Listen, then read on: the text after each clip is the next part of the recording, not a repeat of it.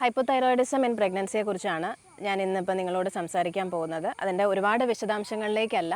നമ്മൾ TSHൻ്റെ ലെവല് എത്ര വരെ ആണ് പ്രഗ്നൻസിയിൽ നമ്മൾ കട്ട് ഓഫ് ആയിട്ട് വെച്ചിരിക്കുന്നതും അതിൻ്റെ ഏത് ലെവലിൽ മുകളിൽ പോയാലാണ് നമുക്കതിന് ട്രീറ്റ്മെൻറ്റ് ആവശ്യമുള്ളതും എന്നുള്ളത് മാത്രം ആണ് ഞാനിപ്പോൾ സംസാരിക്കുന്നത്. ആദ്യത്തെ ഒരു 20 ആഴ്ച, അതായത് ഫസ്റ്റ് ട്രൈമസ്റ്റർ എന്ന് നമ്മൾ പറയും, ഒരു ഫസ്റ്റ് 20 വീക്സ് നമ്മൾ 2.5 ആണ് TSHൻ്റെ വാല്യൂ പറയുന്നത്. അതിനുശേഷം 40 ആഴ്ച വരെ 3-ൽ നിർത്താനാണ് നമ്മൾ ശ്രമിക്കുന്നത്. ഇതിന് മുകളിലേക്ക് പോയി കഴിഞ്ഞാൽ നമ്മൾ എന്തായാലും തൈറോയിഡ് സപ്ലിമെൻറ്റ്സ് കൊടുത്തേ മതിയാവുള്ളൂ. ഹൈപ്പോതൈറോയിഡിസം ഇൻ പ്രഗ്നൻസി വളരെ സാധാരണമായിട്ട് നമ്മൾ അത് പ്രഗ്നൻസിയിൽ കാണുന്ന ഒരു അസുഖമാണ്. അതിൻ്റെ TSHൻ്റെ വാല്യൂ എത്രയാണ് അതിൻ്റെ കട്ട് ഓഫ് എന്നുള്ളതിനെ കുറിച്ചാണ് ഞാനിപ്പോൾ നിങ്ങളോട് സംസാരിക്കുന്നത്. ആദ്യത്തെ 20 ആഴ്ച നമ്മൾ 2.5-ൽ നിർത്താനാണ് ശ്രമിക്കുന്നത്.